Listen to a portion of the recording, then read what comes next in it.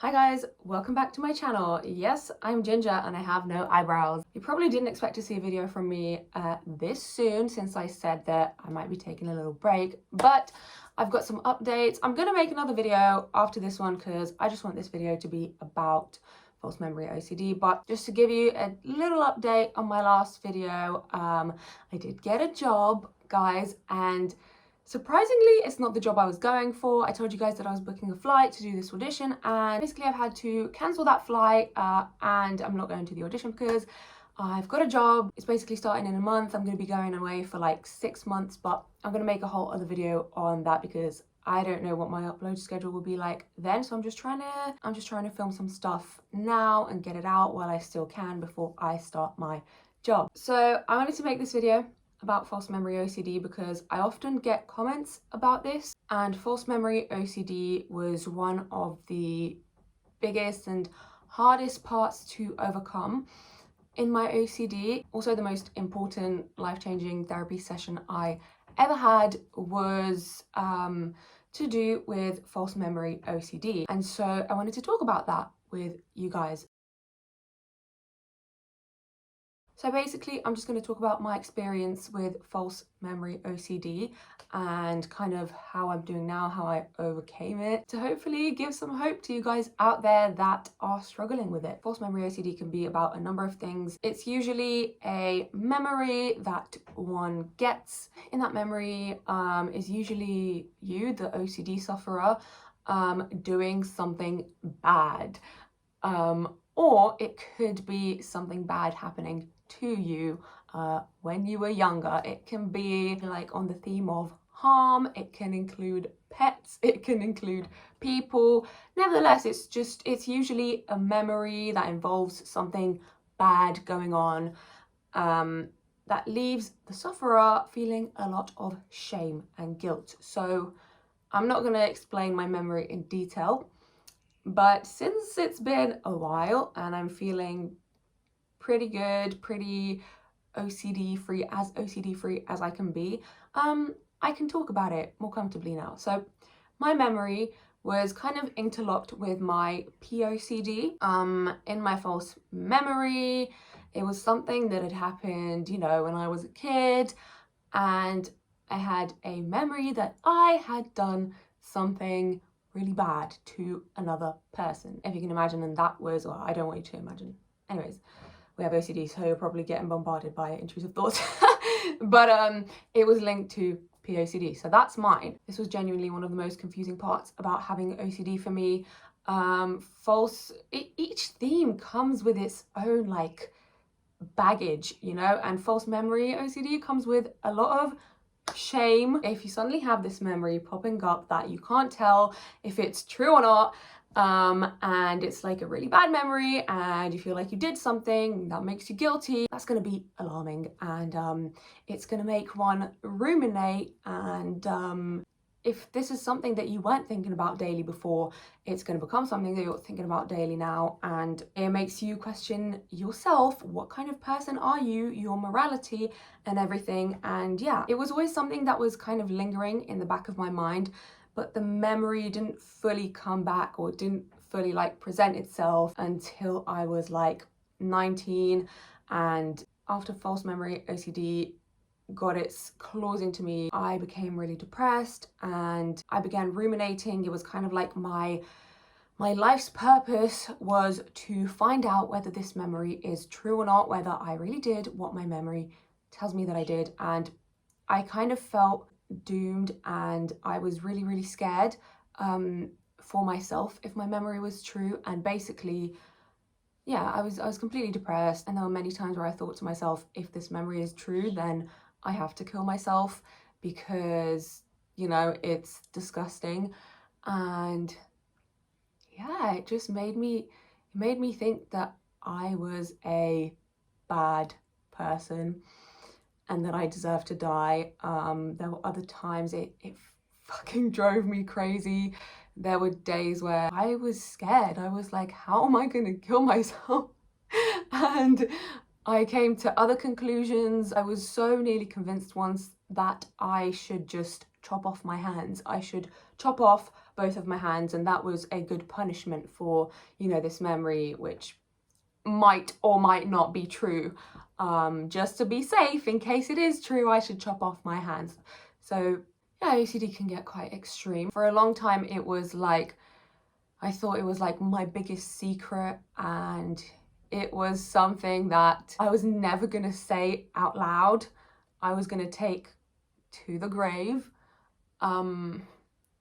And then things changed when I started to get therapy. The biggest worries to someone with false memory are usually like, you know, just finding out whether it's true or not. And let me tell you guys, I didn't find out. I didn't find out whether the memory is true or not, and I am fine with that. And if you struggle with this kind of OCD, the first step you have to take is to become okay with the fact that you may never find out, okay?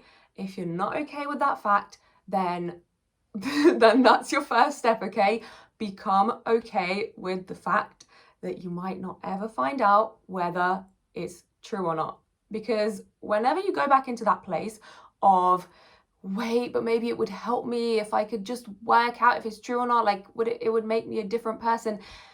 It wouldn't really, would it? Because you are the same person, whether you did it or not, whether your brain made this up or not, you are the same person that's ruminating about this shit. You have the same morals and values that you do if you did it or not. Do you understand what I'm getting at? Okay, it's hard for me to explain what I'm getting at, so let me just explain. Let me just talk about the therapy session. So in the therapy session, I did something that I never thought I would do.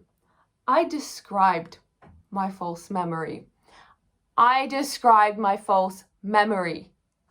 Okay? Don't do this unless you trust your therapist. I really trusted my therapist, and you know, he'd told me about other people he'd worked with before. He'd given me examples of the kind of cases, and he'd told me he had worked with so many cases of OCD, POCD, the same kind of stuff that I was going through, so I felt safe with him. He even told me that he worked with actual pedophiles.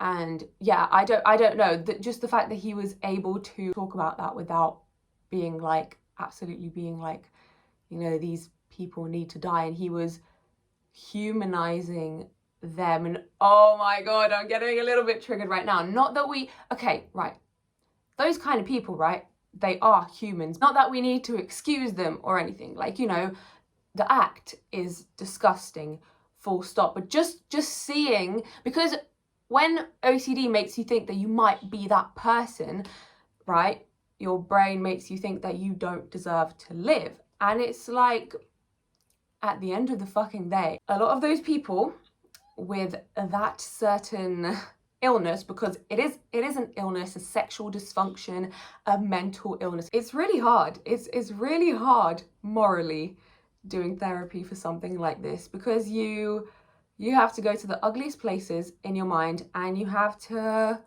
kind of realize that even they are people. Because, you know, when your brain tricks you into thinking that you might be one of those people, my brain just, you know, gave me the option of kill yourself, because to me that was totally unacceptable, and it is totally unacceptable. But we have to come to terms with the truth that some people's brains are like that. It is a really tragic thing and a really sad thing, but truly, should those people just kill themselves? God, this is going to be controversial. No, I think those people should get help. Yeah, everyone deserves to get help. So you kind of have to get to a point where you humanize those people, because they are human. And even though the act is disgusting, and it is really incredibly unfortunate if someone's brain is wired that way, it is something that if the people weren't so dehumanized, and I'm not saying accept it, right? I'm not talking about maps and all that. No, okay? I'm talking recognize that it is an illness, okay? Recognize that it is a mental illness and that it means treatment. Don't just straight away go, die, disgusting, you need to die. Because that's why a lot of people who struggle with POCD might think that, you know, if there's a chance of them being that they need to die. okay? And it's like, let's give everyone a chance to heal and maybe live a proper life. I don't know the statistics on that. I don't know if you can heal from that, but I'm sorry, I kind of had to go through this thinking to be where I'm at right now. And I'm absolutely not saying like the act of it is okay, but you cannot change the fact that some people have that problem. And rather than going die, die, die, monster, monster, monster, that makes those kind of people think, yeah, this is something that I'm gonna keep hidden and never ever fucking talk about. But if we kind of make it like there are treatment options for this and you can get help, rather than hide this thing, you should look at getting help. Okay, that's a better way of looking at this. That can save people's lives, and that can save people from getting abused. Because believe it or not, many of these people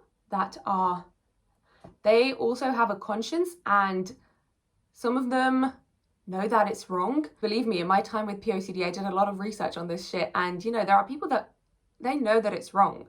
Of course, there's some people who may have other issues. For example, they might be psychopaths or just bad people and they don't care about the damage they do. But some of these people know that it is wrong and they do not want to offend. And the more that we show people that there are places they can go and there are other routes than hiding and destroying other people's lives, they can get help.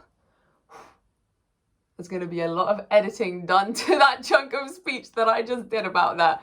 Ooh, okay, now let me talk about the therapy session. I just had to get that out the way. I had to come to terms with all of that.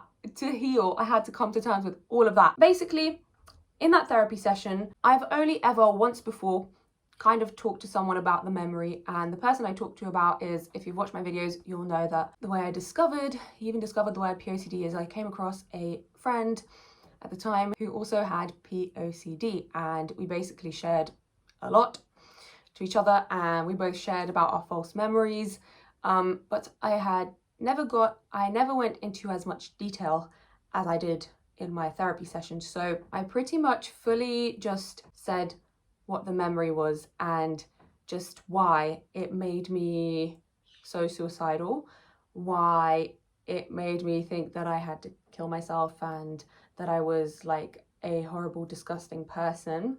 I cried like I have never cried before. It was a different cry than ever before, because the way in which I said the memory is I kind of said it as if it was true, because, you know, I still don't know if it's true or not. So I kind of said the memory as if it was true. I kind of felt like I was this, I don't know, I felt like I was a monster when I was saying it. And a part of the therapy session that helped me a lot is my therapist not reacting to me as if I was a monster, but instead reacting with empathy. Honestly, I even felt guilty about that in the moment. I thought, I don't deserve this empathy. Why are you not reacting like I expect you to react? But at the same time, it was a relief. So I guess some of the things that he said that made me, you know, just kind of be okay with there being a possibility of that memory being true. We kind of dived into the reasons as to why I may have acted the way I did, and that kind of brought me onto thinking about my past traumas, and basically realizing that at the age that I was, if that memory was true, what happened was not something that happened out of evilness and me being a monster. It is something that happened out of many things combined. In my case, abuse that I suffered growing up definitely led into me having these themes of OCD and maybe having that false memory, and possibly that memory actually being true, actually happening, right? And a lot of people say in my comments on TikTok and hear that, you know, if you suffer from POCD, you probably got like sexually abused. as a child when you were younger. But I want to say that it is possible, but also that doesn't happen for everyone. Someone can develop POCD without having been sexually abused. Bear with me if I break up while I'm talking. This is quite hard to talk about. It's quite triggering. We kind of dived into my past traumas, and I kind of realized, kind of unlocked a lot of trauma in that session, kind of realized that, you know, a lot of things that went on when I was a child were really not okay, and kind of the environment that I was in and what the older people around me were teaching me pretty much might have led to my false memory or true memory. And really, if that is true, should I feel guilty for the rest of my life? Do I deserve to hate myself for the rest of my life? No. Now, putting that aside and talking to the people that haven't gone through, you know, maybe any kind of abuse or haven't gone through sexual abuse, that might be feeling super guilty, like, oh my God, but I wasn't abused and, you know, I still have this memory, or maybe something bad happened, maybe I did this bad thing. What I have to say to you guys is, most likely in this false memory, you were a child, right? If another person or a child came to you with those worries, with the same story as you, I say this to loads of people, I say this to most people that come to me with POCD and false memory OCD. If someone came to you with the same story as you, would you tell that person that they deserve to die? I don't think you would. Would you tell that person that they are a disgusting, horrible person? I don't think you would, because truly deep down, you know yourself and you know, I personally know I'm a good person. You wouldn't be worrying, you wouldn't be ruminating about this forever. You wouldn't be suicidal over something like this if you were a monster of a person. You understand? That is just my little disclaimer for people who suffer with this but do not have a history of being abused. Now, going back to my session, I was mistreated by the adults in my life. Sex was always described as something shameful to me.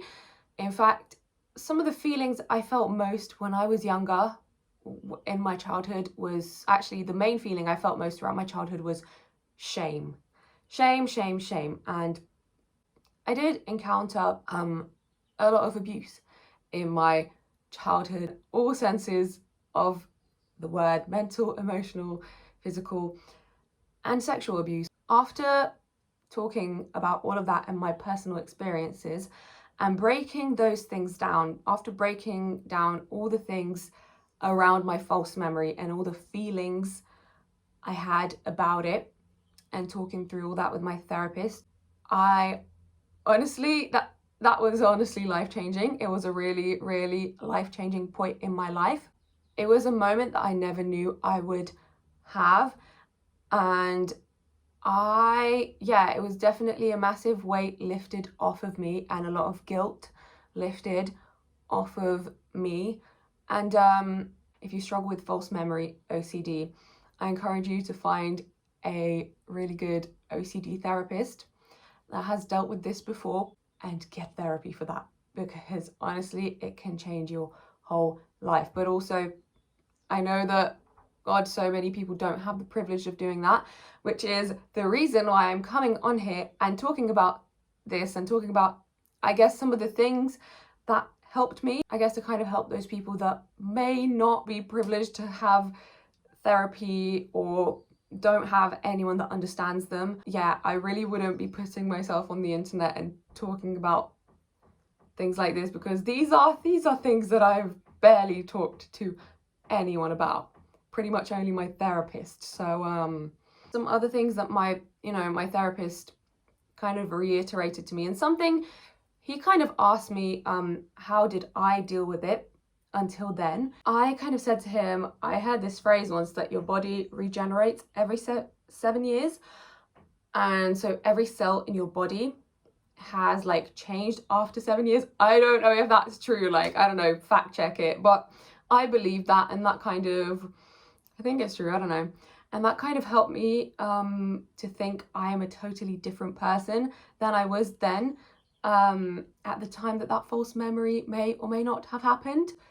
But what also helped me is when I had this false memory, I do remember certain points of the false memory I know are true, and the therapy session kind of helped me, and talking about it kind of helped me kind of disprove some things that I have added, because you can, when you have OCD, you can just like add, you can totally make up false memories, but you can also, if things have happened, you can make them worse and you can add stuff. So during that session and just my time kind of trying to heal from this, I kind of realized that I'd added so much stuff to that false memory that like is definitely not true, and I had made myself out to be just a fucking monster.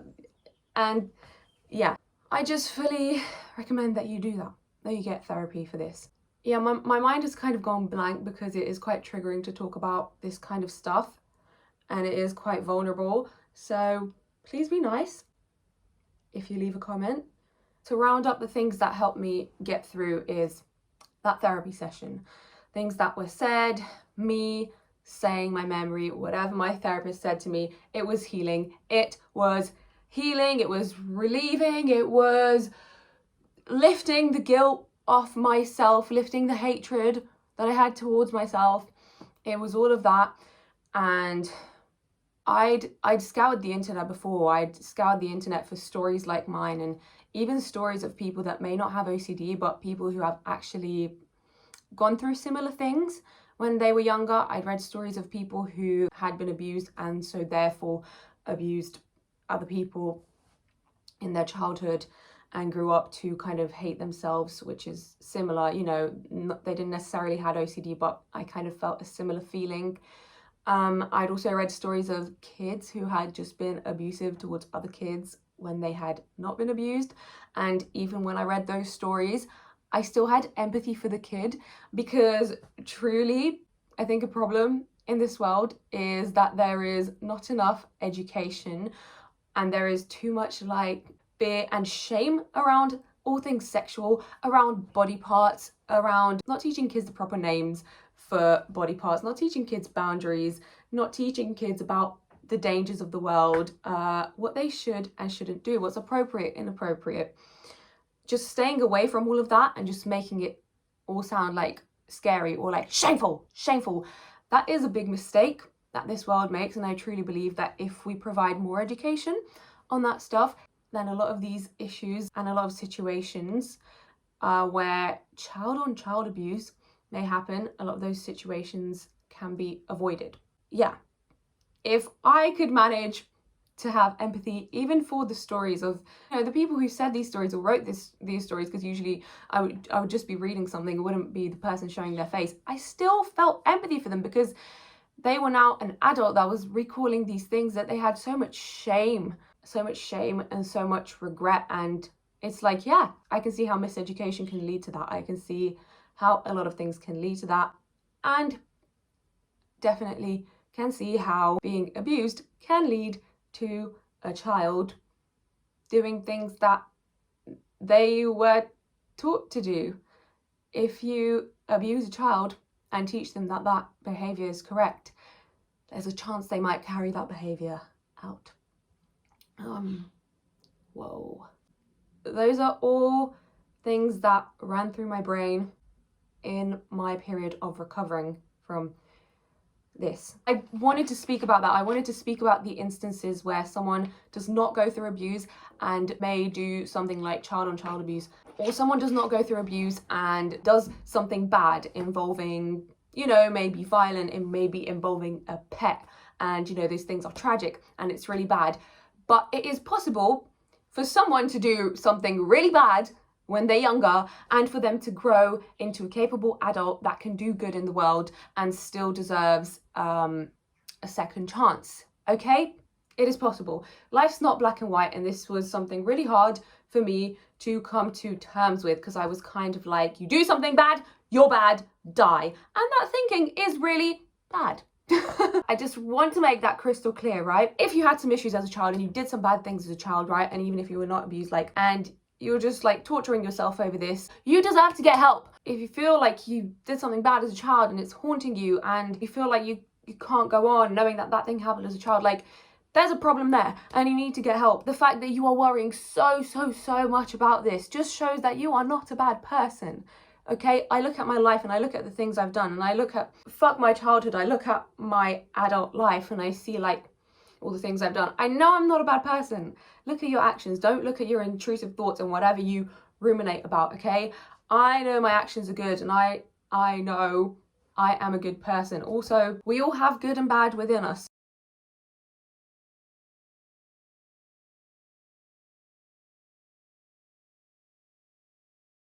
I'm sorry if that was kind of jumbled about, but that's just a whole, I just really wanted to make this video. I just really wanted to make this video because that was the most life-changing session of therapy I've ever had, talking about my false memory and diving into what I thought was my deepest, darkest, ugliest, most disgusting part of me and my brain. And I suggest other people do that. I really suggest you do that. I just know a lot of people have to hear these things, so that's why I wanted to make this video. That's why I said all these things, because I know people need to hear them. I hope the people that have watched this video are people who like can empathize and like needed to watch this video, because if you're someone, God, if you're someone who like doesn't know what OCD or POCD or forced memory OCD is, you're gonna watch this video and be like, what the fuck? Like, but I don't care. So yes, after I had that therapy session, a lot of healing was done. A lot of healing was done. Thank you, Jack. If you watch this video, my old therapist, Jackson, I'm talking about you. I don't think your name is Jackson, it's just Jack, but just so you know, I'm talking about you. Thank you. Right now, even if my false memory is true, I don't believe that I deserve to die or that I'm a bad person. And that's how I cope now. I know I am a good person and that is how I cope. I don't care if the memory is true or not. I know it might be true or not, and that is fine. That is something for me, that is something we all have to deal with in our particular instances. We have to deal with our particular situation, and this is how I'm fine with mine. That's kind of it. I know this was a pretty heavy topic. I hope I have managed to offer you some relief if you suffer from this kind of OCD. God, I know it felt so impossible at one point in my life. My future looked so different to me all the years before I'd had therapy. Like, there was always, to me, my future was always gonna be kind of bad, kind of sad, kind of tragic. I was always going to be carrying this massive weight, and I never thought this massive weight could fucking get lifted, but it did. I literally thought I'm going to take this big horrible thing to the grave, and I'm not, okay? When I die, I put my money in the grave.